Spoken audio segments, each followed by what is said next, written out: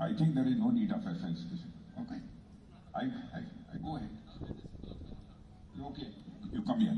But this is the tradition of the Tamil Nadu to felicitate me.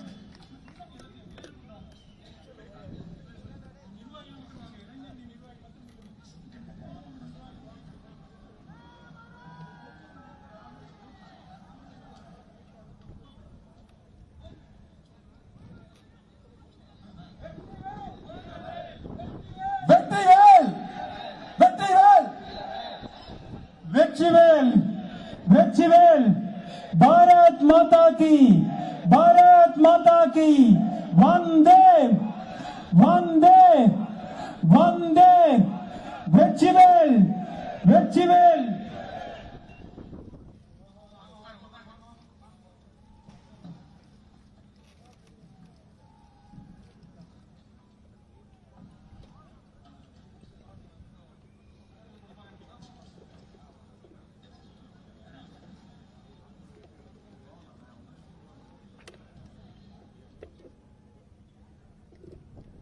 Sorry, State BJP President Thiru Dr. Murugan, National Bharatiya Janata Yuva Morcha President and very dynamic youth leader of this country, Thiru Tejasvi Surya, and a State BJYM President, very dynamic State President of the BJYM, Thiru Vinod Shalvam, and other office bearers of BJP and the BJYM, Sagodari Gale, अनैवरुकम बड़क्कम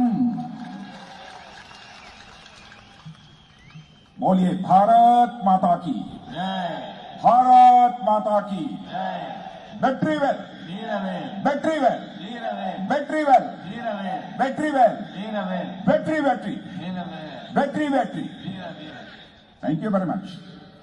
My dear friends, I bow to 75 million people of the Tamil Nadu, which includes 13 million younger people of the state. It is my pleasure to be in the city of Salem, which is known for its entrepreneurial spirit, rich culture, and a great heritage. 7.5 கோடி தமிழ் மக்கள், அதிலே 1,30,00,000 இளைஞர்களை கொண்ட இந்த மாநில மக்களுக்கு நான் என்னுடைய வணக்கங்களை தெரிவித்துக் கொள்கிறேன். அதிலும் சேலத்தைச் சேர்ந்த இங்கு தொழில் முனைஞர்களும் மிக வளமையான கலாச்சாரம் பண்பாடு தொன்மை கொண்ட மக்களுக்கு மத்தியிலே இருப்பதிலே நான் பெருமகிழ்ச்சி அடைகிறேன். As the defense minister of this country, I am proud to be in the land of great warriors like Raja Chola and Rajendra Chola, who were known for making exemplary contribution in strengthening India's military and naval capabilities. இந்த நாட்டினுடைய பாதுகாப்பு அமைச்சர் என்கின்ற முறையிலே மிக பெரிய போராளிகளை கொண்ட ராஜராஜ சோழன் ராஜேந்திர சோழன் போன்று முன்னுதாரணமாக ராணுவம் மற்றும் கப்பற்படைக்கு சக்திகளை பெருக்கிய முன்னுதாரணமாக கொண்ட மக்களுக்கு வணக்கத்தை தெரிவித்துக் கொள்கிறேன். My friends, I am always fascinated by Tamil Nadu because it is the birthplace of Tamil language, which is one of the oldest and the most beautiful language in the world. Tamil language is not only beautiful and ancient, but amma of all the Indian languages. மிகவும் புராதனமான தமிழ் முனிவர்கள் பிறந்த இந்த மண்ணிலே, அதுவும் மிகவும் பழமையான மொழியாக அனைத்து மொழிகளுக்கும் தாயாக இருக்கின்ற தமிழ் மொழியை கொண்ட இந்த மண்ணை நான் மிகவும் நேசிக்கிறேன். It is wonderful feeling to be in this culturally rich and divine land of the Tamil Nadu, the land of Siddhars, Alvars, and the Nyalmars. And Tamil Nadu is also the place where the great saint of India, Mahatma Thiruvalluvar, was born, who gave us knowledge in the form of the Thirukural. இந்த மகத்தான நாட்டிலே கலாச்சார ரீதியாக தெய்வீக தமிழ் மண்ணிலே சித்தர்களும் ஆழ்வார்களும் நாயன்மார்களும் கொண்ட இந்த தமிழ்நாட்டில், தமிழ்நாடு அது மாத்திரமல்ல, மகாத்மா திருவள்ளுவர் பிறந்து அதன் மூலமாக நமக்கு மிகப்பெரிய ஞானத்தை திருக்குறள் மூலமாக தந்திருக்கிறார். My friends, Thirukural acts as a guiding light for all of us. Even the decisions taken by the NDA government under the Prime Minister of Sri Narendra Modi have been inspired by the idea professed in Tirukkural. திருக்குறளானது நம் அனைவருக்கும் வழிகாட்டு ஒளியாக திகழ்ந்து கொண்டிருக்கிறது. மாண்புமிகு பாரத பிரதமர் நரேந்திர மோடி அவர்களுடைய தேசிய ஜனநாயக கூட்டணி அரசாங்கத்தின் திட்டங்கள் கூட திருக்குறள் மூலமாக எழுச்சி பெற்று செயலாக்கப்பட்டு வருகிறது.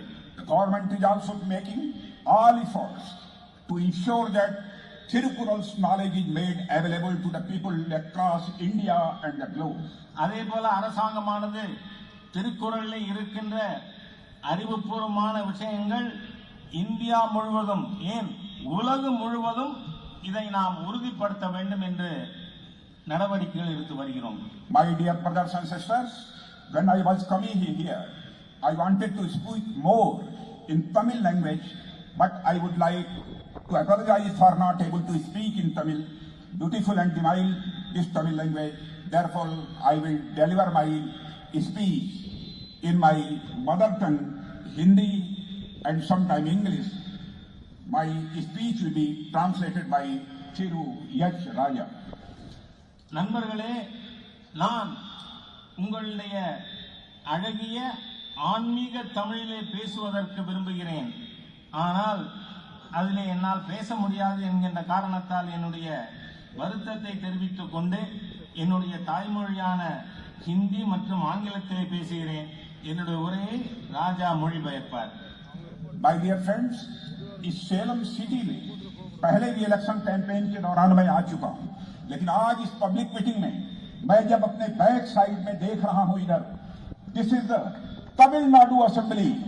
We have to promise that BJP AIDMK alliance will enter in this assembly with 2/3 majority in this assembly election. நண்பர்களே, நான் ஏற்கனவே தேர்தல் பிரச்சாரத்திற்காக சேலத்திற்கு வந்திருக்கிறேன். ஆனால் இந்த முறை இங்கே மேடையிலே பின்பக்கம் பார்க்கிறேனே, தமிழக சட்டமன்றமானது இந்த தேர்தல் மூலமாக பாரதிய ஜனதா கட்சி அஇஅதிமுக கூட்டணி 2/3 பெரும்பான்மையோடு இந்த சட்டமன்றத்தில் நுழைய வேண்டும் என நான் விருப்பப்படுகிறேன். My brothers and sisters, Salem की कई चीजें बहुत ही फेमस हैं. यहाँ की स्टील प्लांट, यहाँ का मालगोवा मैंगो, सेलम सागो दूर दूर तक जाता है. अब तो सेलम में एक और चीज चलने लगी है, मोदी इडली, जो नरेंद्र भाई मोदी के नाम पर मोदी इडली चलती है. और मुझे यह बतलाया गया है कि यहाँ के लोग मोदी इडली बहुत ही पसंद करते हैं. சேலம் பல விஷயங்களுக்கு ஃபேமஸா இருக்கு. சேலம் ஸ்டீல் பிளான்ட், இங்க இருக்கிற நம்ம மல்கோவா மாம்பழம், அதே போல சேலத்தில் விளைகின்ற மரவள்ளி கிழங்கு, இவையெல்லாம் மிகவும் பிரபலமானது. ஆனால் நான் கேள்விப்படுகிறேன், சமீப காலமாக இங்கு மோடி இட்லி மிகவும் பிரபலமாக வந்து கொண்டிருக்கிறது. பல மக்கள் அதை விரும்பி சாப்பிடுகிறார்கள். Do you people also like Modi idli? நீங்களும் மோடி இட்லி விரும்புகிறீர்களா? If you like, then clap with both hands. நீங்கள் விரும்பினால் 2 கைகளாலும் கைதட்டுங்கள். My dear friends, Narendra Modi ji ने जो गुड गवर्नेंस दिया है इस कंट्री को, मैं कह सकता हूं वह अपने आप में इंडिपेंडेंट इंडिया में अनपैरेलल है. डेवलपमेंट और गुड गवर्नेंस का कोई भी मॉडल कितना भी मजबूत हो, इसका पता अच्छे दिनों में तो चलता है, मगर इसका असली टेस्ट तब होता है जब क्राइसिस हो, जब संकट हो. நண்பர்களே, மேம்பாடும் நல்லாட்சியும் மிகவும் அத்தியாவசியமானதாகும். நரேந்திர மோடி அவர்களுடைய ஈடு இணையற்ற மேம்பாட்டுக்கான திட்டங்கள், நல்லாட்சி, இதை பற்றி நாம் எப்பொழுது உணர முடியும் என்று சொன்னால், சாதாரண நாட்களில் அல்ல, பிரச்சனையான நாட்கள் வரும்பொழுதுதான் இந்த மேம்பாடு மற்றும் நல்லாட்சியை நாம் உணர முடியும். ग्लोबल पैंडेमिक कोरोना कोविड-19 का जिस इफिशिएंट और इफेक्टिव तरीके से हमारे प्राइम मिनिस्टर नरेंद्र मोदी जी ने मुकाबला किया है, बहनों भाइयों, मैं कह सकता हूं भारत के इतिहास में वह इनक्रेडिबल है और इंस्पायरिंग स्टोरी है अपने में.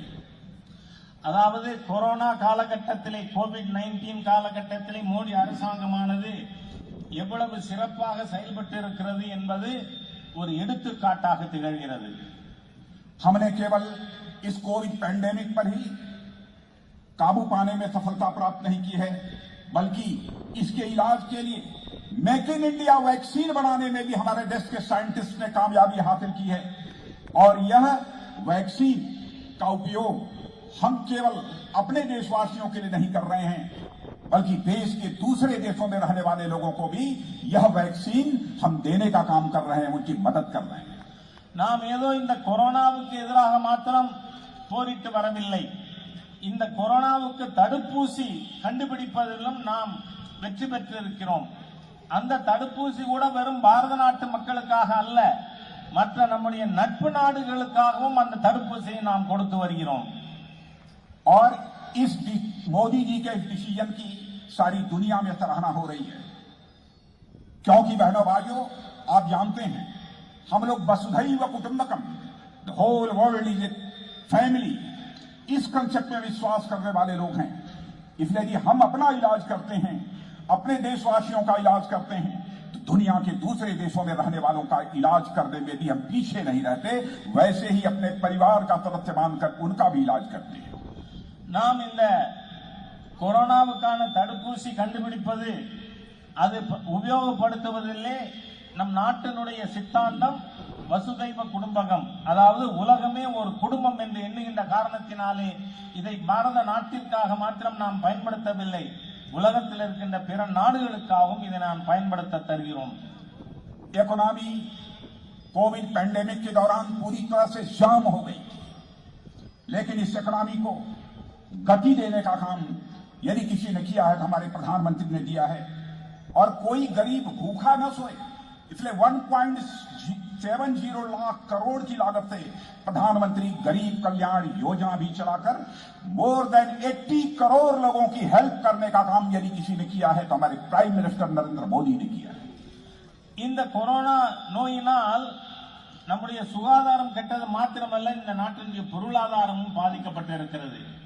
ஆனால் மாண்புமிகு பாரத பிரதமர் மோடி அவர்களுடைய ஆட்சி இந்த நாட்டில் ஒருவர் கூட இரவு வெறும் வயிற்றோடு தூங்கக்கூடாது என்கின்ற காரணத்தினாலே 1,70,000 கோடி ரூபாய் ஏழை மக்களுக்கான நல திட்டத்திற்காக 80 கோடி மக்களுக்கு நிவாரணம் கொடுக்கின்ற பணியிலே மிகச் சிறப்பாக மோடி அவர்கள் அரசாங்கம் செயல்பட்டு இருக்கிறது.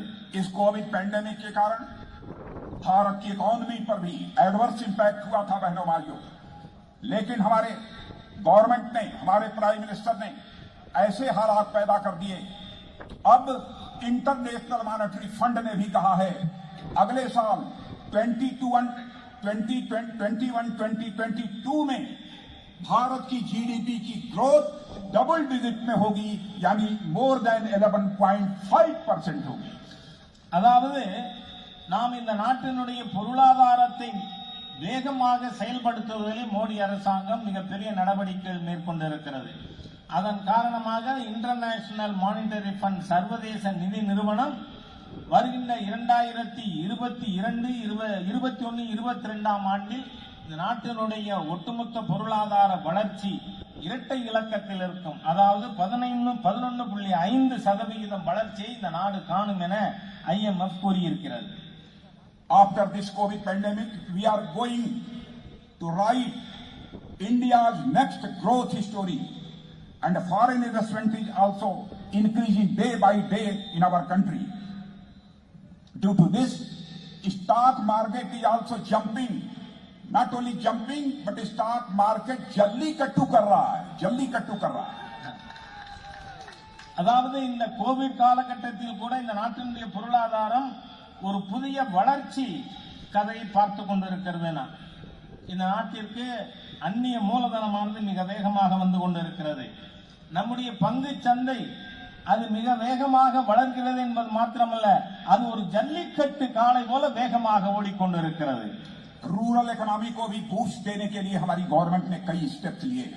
मैं जानता हूं यहां पर जितने भी हमारे नौजवान आए हैं, इसमें 80% नौजवान फार्मर्स फैमिली के रहने वाले हैं।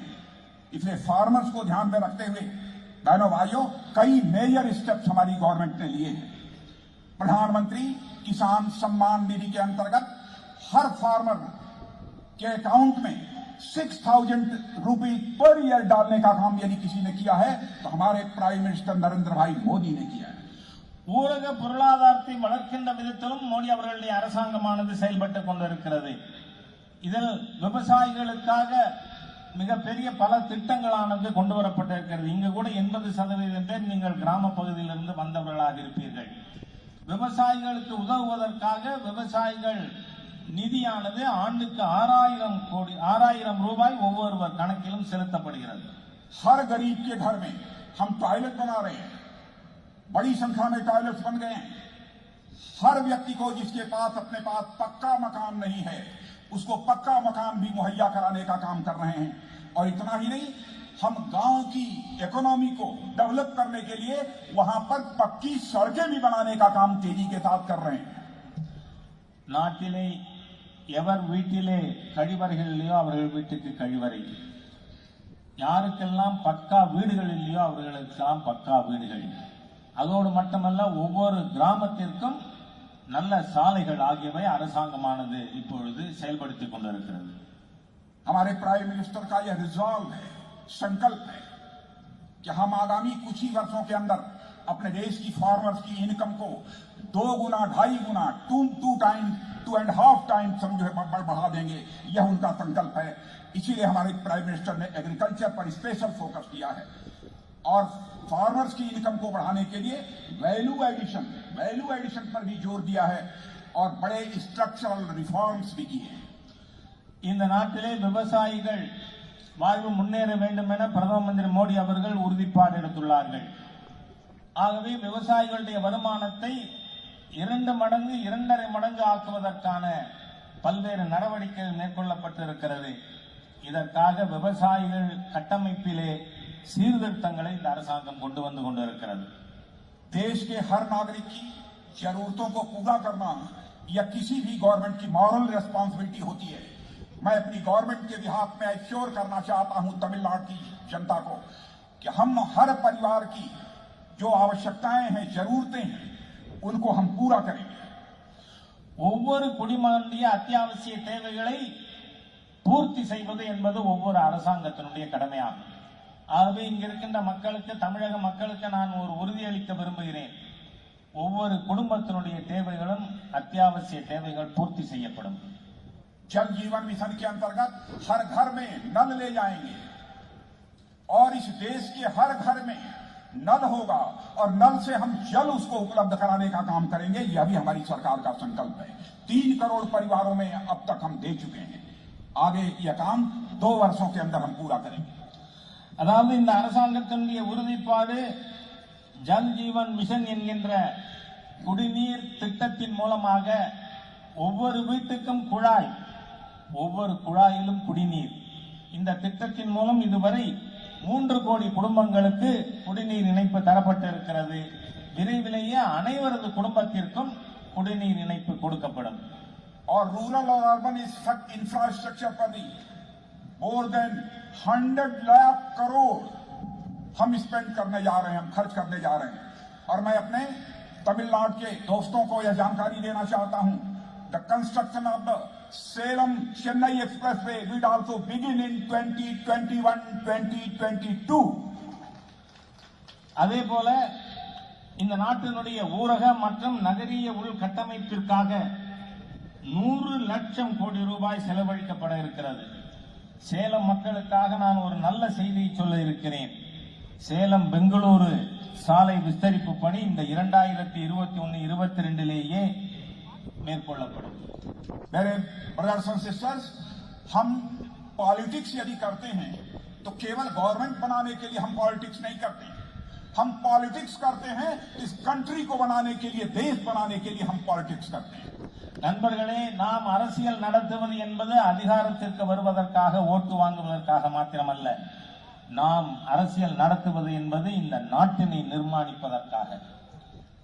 आपको जानकारी होगी, डिफेंस मिनिस्टर होने के नाते आपको जानकारी देना चाहता हूं, हमारे प्राइम मिनिस्टर ने 2 स्टेट्स में डिफेंस कॉरिडोर खोलने का फैसला किया.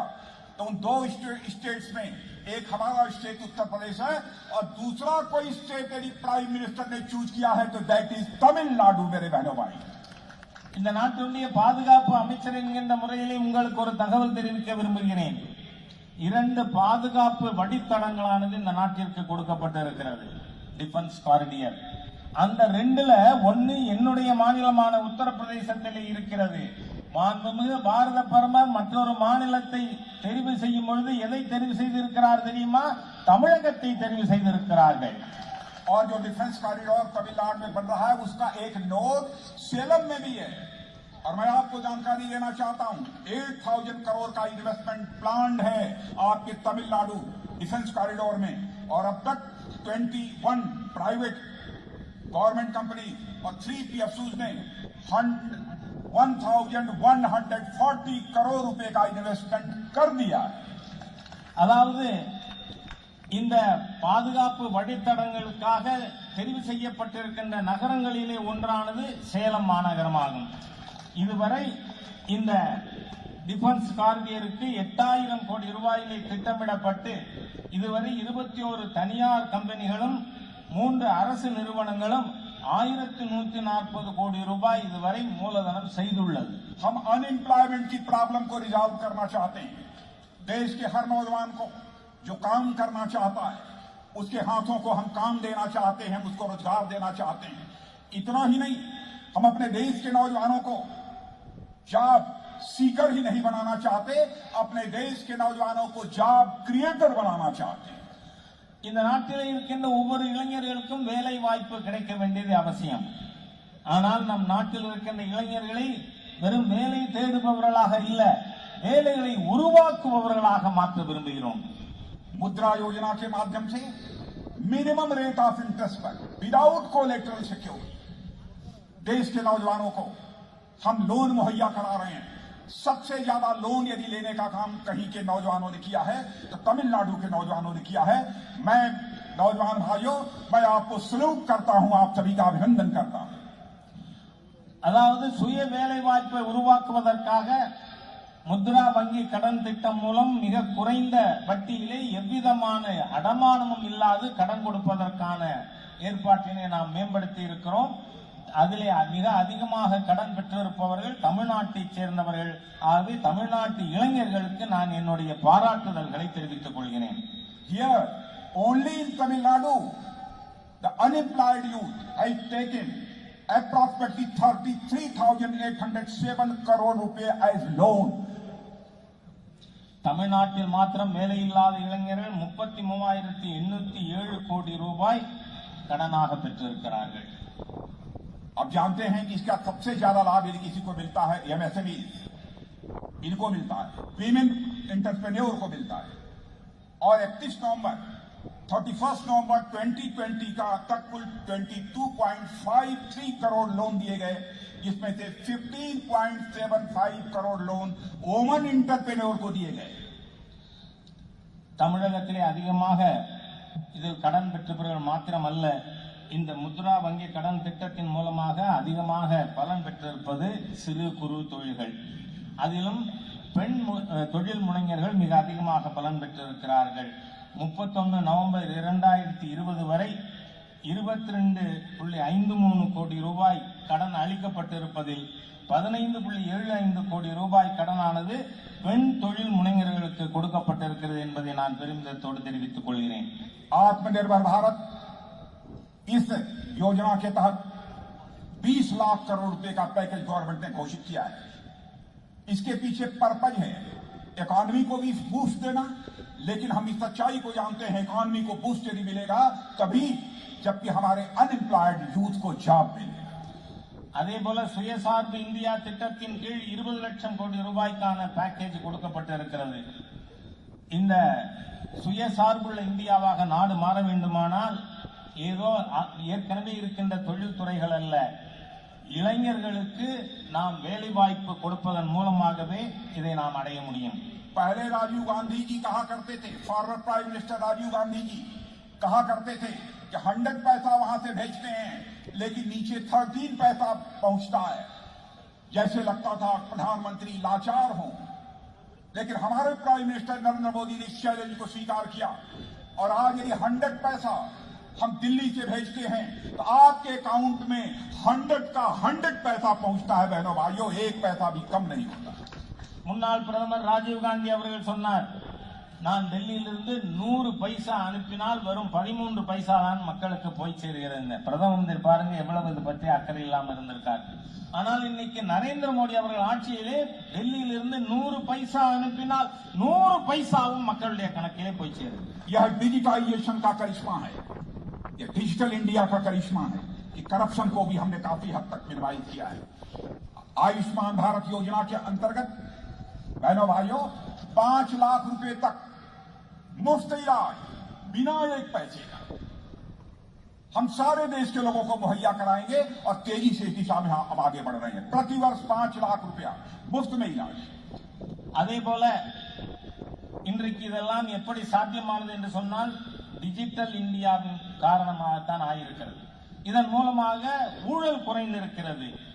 அதே போல நாம் இந்த திட்டங்களை மக்களுக்கு எடுத்துச் செல்வதன் மூலமாக நல்ல ஒரு நிர்வாகத்தை தர முடியும். तमिलनाडु के मदुरई में एम्स खुलने जा रहा है। इसके लिए 1246 करोड़ रुपए दिए जा चुके हैं और 6 नए मेडिकल कॉलेज खुल रहे हैं और 3 और खुलने जा रहे हैं इसी तमिलनाडु में। बहनों भाइयों, हमारी गवर्नमेंट ने तमिलनाडु के डेवलपमेंट के लिए इस सीमा तक जाकर ध्यान दिया है। தமிழ்நாட்டினுடைய மேம்பாட்டிற்காக முன்னேற்றத்திற்காக மதுரையில் எய்ம்ஸ் மருத்துவமனையானது 1246 கோடி ரூபாயிலே வர இருக்கிறது.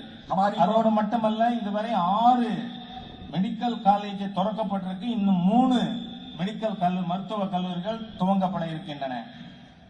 तमिलनाडु का डेवलपमेंट करना मैं आपको from inner core of my heart या श्योर करना चाहता हूं।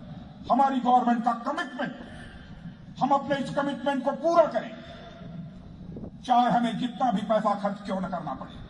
सेंट्रल रिसोर्सेज से पहले स्टेट गवर्नमेंट को 32% मिलता था, लेकिन हमारे प्राइम मिनिस्टर ने स्टेट शेयर को बढ़ाकर 32 से बढ़ाकर 42% कर दिया है और तमिलनाडु को 5,42,000 करोड़ रुपया पहली बार मिला है, जबकि यूपीए के लास्ट 5 ईयर में केवल 94,540 करोड़ रुपया मिला है।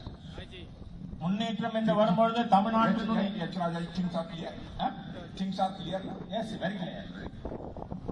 முன்னேற்றம் என்று வரும்பொழுது தமிழ்நாட்டை எல்லா விதத்திலும் முன்னேற்றுவதற்காக மத்திய அரசு உதவிகளை செய்து வரும். தமிழகத்தில் இதுவரைக்கும் நாம் மாநிலங்களுக்கு நிதி ஒதுக்கீடு 32% இருந்ததை மோடி அவர்களுடைய அரசாங்கம் 42% அதிகரித்திருக்கிறது.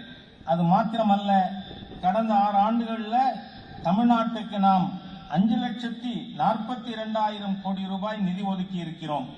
ஆனால் கடந்த 10 ஆண்டுகளில் ஐக்கிய முற்போக்கு கூட்டணி அரசாங்கத்தில் 94,540 கோடி ரூபாய் மட்டுமே தமிழகத்திற்கு நிதி ஒதுக்கப்பட்டது. बहनों भाइयों, हमारी गवर्नमेंट फ्रीडम फाइटर्स जो थे, जिन्होंने आजादी दिलाने में स्ट्रगल किया है, उनका सम्मान कर रही है। हम आजादी की 75th ईयर्स सेलिब्रेट करने जा रहे हैं। कई गवर्नमेंट ने कार्यक्रम तय किए हैं, डिटेल में नहीं जाना चाहूंगा, लेकिन चाहे चंद्रशेखर आजाद हो, सरदार भगत सिंह हो, चाहे खूनीराम बोस हो, चाहे सुब्रमण्यम स्वामी हो और चाहे पद्मभूषण मुथुराम लिंगा थेवर हो, उनके सैक्रिफाइसेस को भारत कभी भूल नहीं सकता है। நாம் இந்த நாட்டினுடைய 76வது சுதந்திர தினத்தை கொண்டாட இருக்கின்ற வேளையிலே இந்த நாட்டின் சுதந்திரத்திற்காக போராடியவர்களை நாம் பெரிய அளவிலே மதிக்கிறோம். அது குதிராம் போஸாக இருக்கலாம், இல்ல தமிழகத்தைச் சேர்ந்த சுப்பிரமணிய பாரதியாக இருக்கலாம், பசுமன் முத்துராமலிங்க தேவராக இருக்கலாம். அனைவரையும் நாம் மிக பெரிய அளவிலே மதிக்கிறோம். जब मैं नेशनल प्रेसिडेंट था बीजेपी का, उस समय में पसुमपोन मुथुराम लिंग थेवर के रामनद में स्थित मेमोरियल पर मैं गया था और मैं आपको यकीन दिलाना चाहता हूं, मथुराम लिंगा थेवर जी के कंट्रीब्यूशन को हम केवल तमिलनाडु तक ही नहीं रहनेंगे, बल्कि सारे देश में हम उनके मैसेज को ले जाएंगे, उनके संदेश को ले जाएंगे। நான் பாரதிய ஜனதா கட்சியினுடைய தலைவராக இருக்கும் பொழுது ராமநாதபுரத்தில் பசுமன் முத்துராமலிங்க தேவர் அவர்களுடைய நினைவிடத்திற்கு சென்றிருக்கிறேன். முத்துராமலிங்க தேவர் அவர்களுடைய தியாகத்தை வெறும் தமிழகத்தோடு நாம் குறுக்கிவிட விரும்பவில்லை, அதை நாடு முழுவதும் எடுத்துச் செல்ல இருக்கிறோம். पहली बार दिल्ली में किसी गवर्नमेंट ने मथुराम लिंगा थेवर जी को सम्मान यदि दिया है बहनों भाइयों, तो हमारे forward prime minister Shri Atal Bihari Vajpayee ji ने दिया है लाइफ साइज स्टैच्यू, यानी किसी ने लगवाई है पार्लियामेंट हाउस में, तो हमारे forward prime minister respected Atal Bihari Vajpayee ji ने लगवाई है। டெல்லியிலே பெரியவர் முத்துராமலிங்க தேவர் அவர்களை மதிக்கின்ற விதத்திலே பாராளுமன்ற வளாகத்திற்குள் லைஃப் சைஸ் அவருக்கு ஒரு சிலையானது நிறுவப்பட்டது என்று சொன்னால் நம்முடைய மரியாதைக்குரிய முன்னாள் பிரதமர் அடல் பிஹாரி வாஜ்பாய் அவர்களுடைய ஆட்சி காலத்தில் தான் பாராளுமன்ற வளாகத்தில் தேவர் பெருமானுடைய சிலையானது நிறுவப்பட்டது. मेरे ब्रदर्स एंड सिस्टर्स, इस समय भारत एक एस्पिरेशनल इंडिया के रूप में तेजी के साथ आगे बढ़ रहा है। मैं आप सबका आह्वान करता हूं, आप सबसे मैं अपील करता हूं, इसमें आप सब भी अपना कंट्रीब्यूशन दीजिए। और सच्चाई है कि देश का यूथ न केवल अपनी जिंदगी में क्वालिटेटिव चेंज चाहता है, बल्कि हमारे देश का नौजवान यह भी चाहता है चेंज की जो रफ्तार हो वो स्लो न हो, बल्कि चेंज की रफ्तार यदि होनी चाहिए तो सुपर सोनिक होनी चाहिए। நாம் இந்த நாட்டிலே மிகப்பெரிய எதிர்பார்ப்போடு நாட்டை முன்னேற்றுவதற்காக சென்று கொண்டிருக்கிறோம். ஆகவே இங்கிருக்கின்ற இளைஞர்களுக்கு நான் அறைகூவல் விட விரும்புகிறேன். அதாவது நாம் மாற்றம் என்பது சொந்த வாழ்க்கையிலே மாத்திரமல்ல, மாற்றத்திற்கான பாதையை தேர்ந்தெடுத்து நாம் முன்னேறி செல்ல வேண்டும் என உங்களுக்கு நான் அறைகூவல் விடுக்கிறேன். कांग्रेस और डीएमके बराबर यह कंट्रोवर्सी क्रिएट करते हैं। आपको मालूम होगा 17 रफेल प्लेन को लेकर कंट्रोवर्सी इन लोगों ने खड़ी की है, लेकिन सीएजी से लेकर सभी ने क्लीन चिट दे दी है। 17 रफेल भारत की धरती पर आ चुके हैं, शेष रफेल भी 1 साल के अंदर भारत की धरती पर होंगे। बहनों भाइयों, हमारे एयरफोर्स की कैपेबिलिटी बढ़ गई है, अब हम किसी का भी मुकाबला कर सकते हैं। அதே போல ரஃபேல் ராணுவ விமானத்தை பற்றி காங்கிரஸ் மற்றும் அதனுடைய கூட்டணி கட்சிகள் பல குற்றச்சாட்டுகளை முன்வைத்தார்கள். ஆனால் சிஏஜி அதில் எந்த விதமான முறைகேடும் நடக்கவில்லை என்பதை உறுதிப்படுத்தி இருக்கிறது. 6 ரஃபேல் விமானங்கள் விரைவிலேயே வர இருக்கின்றன. பாரத நாடு ராணுவ ரீதியாக மிகப்பெரிய வலிமை பெற்ற நாடாக மாற இருக்கிறது. रफेल प्लेन को लेकर हमारे प्राइम मिनिस्टर को यह भी कह दिया चौकीदार चोर है, लेकिन सारी एजेंसी ने, कोर्ट ने, सभी ने यह क्लियर कर दिया बहनों भाइयों कि हमारा प्राइम मिनिस्टर जिसे यह कहते हैं चौकीदार चोर है, चोर नहीं बहनों भाइयों, वह प्योर है, इसको सिद्ध कर दिया। எதிர்கட்சிகள் ரஃபேல் விமான ஒப்பந்தத்தை எடுத்துக்கொண்டு காவலாளி திருடன், அதாவது சௌக்கிதார் சோர்கை என்று சொல்லி மாண்புமிகு பாரத பிரதமர் மீது களங்கம் கற்பிக்க நினைத்தார்கள். ஆனால் தணிக்கையாளரும் சரி, நீதிமன்றமும் சரி, இதில் எந்த விதமான முறைகேடும் நடக்கவில்லை என்பதை கூறியதன் மூலம் காவலாளி திருடன் அல்ல, தூய்மையானவன் என்பது நிரூபிக்கப்பட்டிருக்கிறது. तमिलनाडु की धरती धन्य। मैं आपको याद दिलाना चाहता हूं, डॉक्टर एपीजे अब्दुल कलाम जैसे साइंटिस्ट को आदरणीय अटल बिहारी वाजपेयी ने भारत का प्रेसिडेंट बनाया। क्या यह तमिलनाडु का सम्मान नहीं था? इतना ही नहीं, उन्हें फार्मर जब उन्होंने प्रेसिडेंट बनाया, बहुत सारे लोगों ने इधर उधर की बात की थी, और आपने देखा एक आदर्श प्रेसिडेंट के रूप में उन्होंने इस देश का नाम रोशन किया है। மாண்புமிகு பாரத பிரதமராக இருந்த வாஜ்பாய் அவர்கள் தமிழகத்தை சேர்ந்த, இதை தமிழ் மண்ணிலே சொல்ல விரும்புகிறேன், டாக்டர் ஏபிஜே அப்துல் கலாம் அவர்களை இந்த நாட்டினுடைய குடியரசுத் தலைவராக நியமித்தார்கள். அவர் ஒரு உதாரணமான குடியரசுத் தலைவராக திகழ்ந்தார். இது தமிழகத்தை பெருமைப்படுத்துகின்ற ஒரு செயல்பாடு இல்லையா?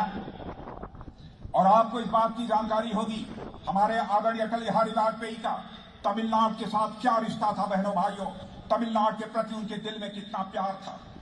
आपको जानकारी है कि 1974 में जब उस समय की कांग्रेस सरकार ने कच्चा थीवू आइलैंड श्रीलंका के लिए छोड़ दिया था, तो अटल जी ने देश के पहले नेता हैं जिन्होंने इस आइलैंड को सीड करने के निर्णय को कंडेम किया था। और इतना ही नहीं, उन्होंने सुप्रीम कोर्ट तक भी जाने की बात संसद में कही थी। அதாவது வாஜ்பாய் அவர்களுக்கு தமிழகத்தோடு எம்மாதிரியான உறவு இருந்தது என்பதை பற்றி உங்களுக்கு நான் குறிப்பிட விரும்புகிறேன். அன்றைய 1974 அன்றைய மத்திய அரசு கச்சத்தீவினை இலங்கைக்கு தாரை வார்த்து தந்த பொழுது அதை கண்டித்தது மாத்திரமல்ல, அதற்கு எதிராக உச்சநீதிமன்றத்திற்கும் வாஜ்பாய் அவர்கள் சென்றார்கள். बीजेपी इस बात को कभी भूल नहीं सकती है कि पहली बार सेंटर में जब अटल जी की गवर्नमेंट बनी थी तो किसी ने होल हार्टेडली पहली बार सपोर्ट देने का काम किया था. इसी तमिलनाडु की डॉक्टर पुरुतची थलवी जया अम्मा ने ही अटल बिहारी वाजपेयी जी को अपना सपोर्ट दिया. ஒரு விஷயத்தை தமிழகம் மறந்திருக்க முடியாது. முதலில் 1998 தேசிய ஜனநாயக கூட்டணி அமைத்த பொழுது பாரத தேசத்தில் முதலாக யார் அதற்கு ஆதரவு கொடுத்து அதில் இணைந்தார்கள் என்று சொன்னால் நம்முடைய தமிழகத்தைச் சேர்ந்த புரட்சி தலைவர் அம்மா அவர்கள்தான். मैं तमिलनाडु की जनता को विश्वास दिलाना चाहता हूं ऑन बिहाफ ऑफ बीजेपी. मेरे बहनों भाइयों, यहां पर यदि एआईएडीएमके और बीजेपी अलायंस के आप गवर्नमेंट यदि बनाते हैं तो हम हमारी सरकार उनके और एमजीआर के माने अम्मा और एमजीआर के जो भी आइडियल्स और आइडियाज हैं उन पर कदम रखते हुए ही काम करेगी और आगे बढ़ेगी. நான் தமிழக மக்கள் அனைவருக்கும் ஒரு நம்பிக்கை ஊட்ட விரும்புகிறேன். பாரத தேசத்தை தலைமையேற்று நடத்தி கொண்டிருக்கின்ற நான் தமிழகத்திலே மரியாதைக்குரிய எம்ஜிஆர் அவர்கள் மற்றும் அம்மா அவர்களுடைய செயல் திட்டங்களை ஏற்று இங்கு செயல்படுத்திக் கொண்டிருப்போம். अटल जी की तरह हमारे प्रधानमंत्री मोदी जी का भी तमिलनाडु के साथ एक पर्सनल रिलेशनशिप है. इसकी झलक उनके काम में दिखती है. श्रीलंका में तमिल रिफ्यूजी के एम्पावरमेंट के लिए उन्होंने लगातार कोशिश की है. मेरे बहनों भाई, எப்படி அட்டல்ஜி அவர்களுக்கு தமிழகத்தின் மீது தமிழ் மக்கள் மீது ஒரு அலாதியான பிரியம் உண்டோ அதுபோல மாண்புமிகு பிரதமர் மோடி அவர்களுக்கும் உண்டு. ஆகவேதான் இலங்கை அகதிகள் விஷயத்திலே நாம் மிக நல்ல நடவடிக்கைகளை எடுத்து வருகிறோம். 2014 में जब नरेंद्र भाई मोदी भारत के प्रधानमंत्री बने तो ज्यादा समय नहीं लगाया. 2015 में ही वह श्रीलंका गए और जाफना एरिया में भी गए. उसके पहले जाफना कोई प्राइम मिनिस्टर नहीं गया था, वहां का दौरा किया है. और भारत के पहले प्रधानमंत्री थे. करीब 27,000 तमिल ब्रदर्स और सिस्टर को न्यू हाउसेस श्रीलंका में देने का काम यदि किसी ने किया तो हमारे प्राइम मिनिस्टर नरेंद्र भाई मोदी ने किया. 2014 பிரதமராக பதவியேற்ற பிறகு மிக குறைந்த காலகட்டத்திற்குள்ளாக 2015 இலங்கையிலே ஜாஃப்னாவிற்கு மாண்புமிகு பிரதமர் மோடி அவர்கள் சென்றார்கள். சரித்திரத்திலேயே ஜாஃப்னாவிற்கு சென்ற முதல் பிரதமர் என்கின்ற பெயர் மோடி அவர்களுக்கு ஏற்பட்டது. அங்கு நம்முடைய தமிழ் சகோதர சகோதரிகளுக்கு 27,000 புதிய வீடுகளை அவர் கையளித்தார்கள். Our government under the leadership of Prime Minister Shri Narendra Modi is committed to ensuring that Tamil refugees in Sri Lanka live with peace, equality and dignity. அதே போல மத்திய இருக்கின்ற மோடி அவர்களுடைய அரசாங்கம் இலங்கையிலே தமிழ் மக்கள் சுதந்திரமாகவும் பாதுகாப்போடும் மரியாதையுடனும் வாழ்வதற்கான நடவடிக்கைகளை மேற்கொள்கிறது. श्रीलंका में रहने वाले जो हमारे फिशरमैन हैं जो वहां गिरफ्तार किए जाते हैं उनकी भी हमारी गवर्नमेंट ने चिंता की है. और जहां तक मेरी इंफॉर्मेशन है 1600 से अधिक इंडियन फिशरमैन श्रीलंका सरकार की कस्टडी से रिलीज यदि किसी ने कराया है तो हमारे प्राइम मिनिस्टर नरेंद्र भाई मोदी ने कराया है. और इनमें से बड़ा नंबर यदि कहीं का है तो तमिलनाडु का है. 300 से अधिक फिशरमैन बोट्स भी छुड़ाने का काम हमारे प्राइम मिनिस्टर ने किया है. அதே போல இலங்கையிலே அவ்வப்பொழுது கைது செய்யப்படுகின்ற அனைத்து மீனவர்களையும் விடுதலை செய்வதிலே நரேந்திர மோடி அவர்களுடைய அரசாங்கம் மிகவும் கண்ணும் கருத்துமாக இருந்து வருகிறது. இதுவரை 1600 நம் தமிழ் மீனவர்கள் இலங்கையிலே கைது செய்யப்பட்டவர்கள் விடுதலை செய்யப்பட்டிருக்கிறார்கள். அது மாத்திரமல்ல 300 மீனவர்களுடைய படகுகளும் இப்பொழுது விடுவிக்கப்பட்டிருக்கின்றன. हमारी सक्सेस स्टोरी बहुत बड़ी है और मैं कहना चाहता हूं श्रीलंका में जितने भी अरेस्टेड हमारे फिशरमैन थे, बहनों भाइयों, सभी फिशरमैन के अनकंडीशनल रिलीज यदि किसी ने कराई है तो हमारे प्राइम मिनिस्टर नरेंद्र भाई मोदी ने कराई है. நம்முடைய வெற்றியின் கதை நீளமானது தொடர்கிறது. இதுவரை கைது செய்யப்பட்ட மீனவர்கள் அனைவரும் இலங்கை அரசாலே விடுவிக்கப்பட்டிருக்கிறார்கள் என்று சொன்னால் நரேந்திர மோடி அரசாங்கத்தில் தான் கைது செய்யப்பட்ட அனைத்து மீனவர்களும் விடுவிக்கப்பட்டிருக்கிறார்கள். मेरे बहनों भाइयों, भारत का डिफेंस मिनिस्टर हूं. आप यह जानना चाहेंगे इंडिया चाइना स्टैंड ऑफ जो चल रहा था उसका क्या हुआ. आप सब लोगों को जानकारी होगी. 9 राउंड्स की डायलॉग के बाद मिलिट्री लेवल पर, डिप्लोमेटिक लेवल पर एक पार्ट अब तक रिजॉल्व हो चुका है। लेकिन कांग्रेस हमको बदनाम करने की कोशिश करती है, कहती है कि हमने भारत की जमीन गंवा दी। मैं आपको विश्वास के साथ कहना चाहता हूं बहनों भाइयों, जब तक इस शरीर में खून है, प्राण है, भारत की 1 इंच जमीन पर भी कोई मां का लाल कब्जा नहीं कर सकता। இந்த நாட்டினுடைய பாதுகாப்பு அமைச்சர் என்கின்ற முறையிலே சீனாவோடு என்ன நடக்கிறது என்பதை பற்றி நான் உங்களுக்கு தெரிவிக்க வேண்டும். 9 சுற்று பேச்சுக்களுக்கு பிறகு நமக்கு சாதகமான சூழ்நிலை உருவாகி இருக்கிறது. காங்கிரஸ் நம்மை குற்றம் சாட்டுகிறது, இந்தியாவின் நிலத்தை நாம் கொடுத்து விட்டோம் என்று. இந்த சரீரத்திலே ரத்தமும் உயிரும் இருக்கின்ற வரை 1 இன்ச் இடம் கூட எந்த நாட்டிற்கும் விட்டுக் கொடுக்கப்பட மாட்டாது. बहनों भाइयों, चाहे दुनिया का कोई देश हो, चाहे दुनिया का कोई भी देश हो, भारत की सीमा पर किसी को यूनिलेटरल एक्शन करने की इजाजत भारत नहीं देगा।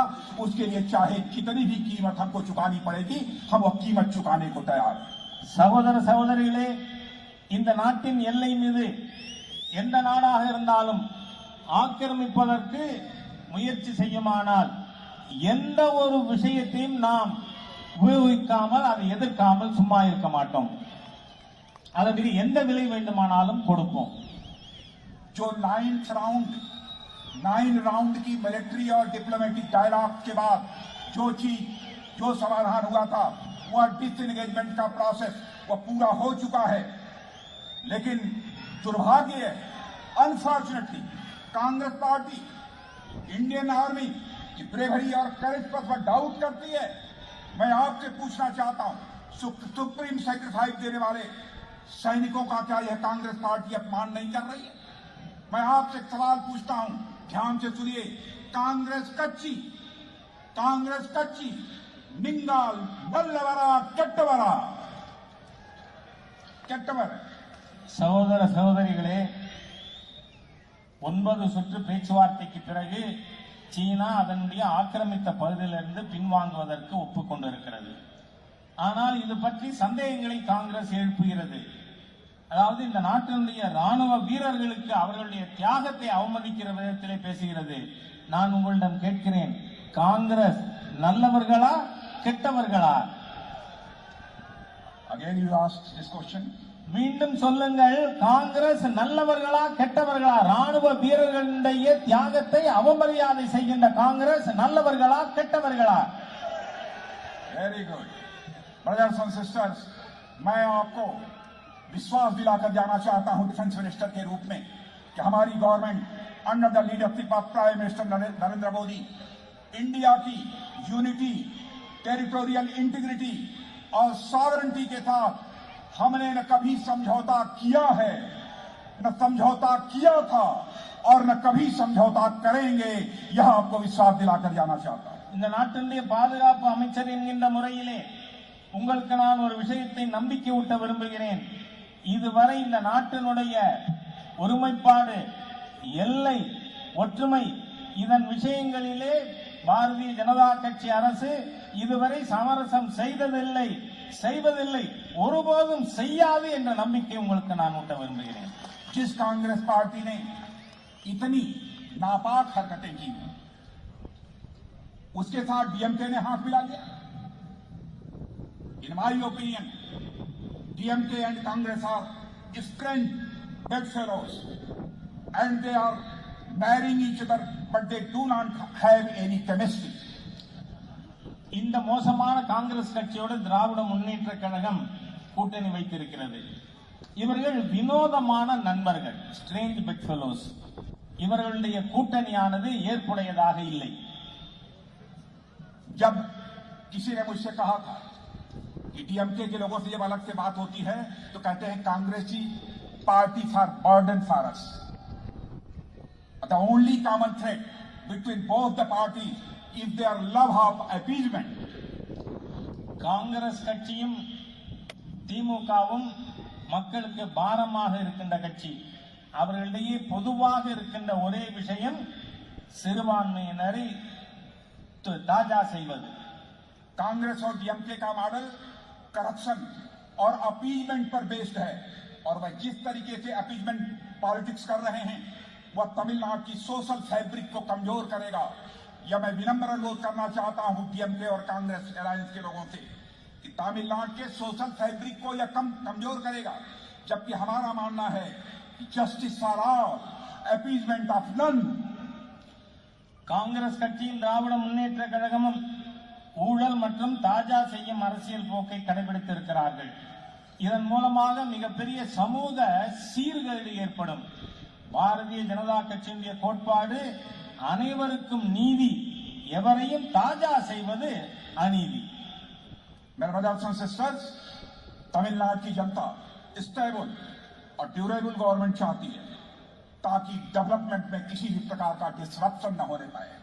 The success of our victorial yatra has shaken DMK and Congress in Tamil Nadu. தமிழகத்திலே